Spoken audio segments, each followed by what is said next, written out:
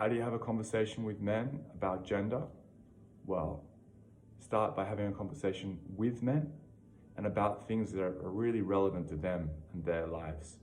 I mean, often the conversation about gender, at least the way that men hear it, is all about women's experiences, and the long struggle of overcoming gender equality. Very important stuff. But what men don't realize is they themselves are really deeply impacted by gender norms, the way those manifest in them, in their relationships, and in the sort of role they play in society. And that's such a wonderful, rich place to start a conversation. And from there, you can then talk about other topics. So for example, I know that if we arrive in workplaces, there's a lot of men who are really interested in talking about fatherhood and maybe how this has changed some of their attitudes towards care, or the way that that's taught them the types of roles, emotional labor, planning labor that their partners have been taking.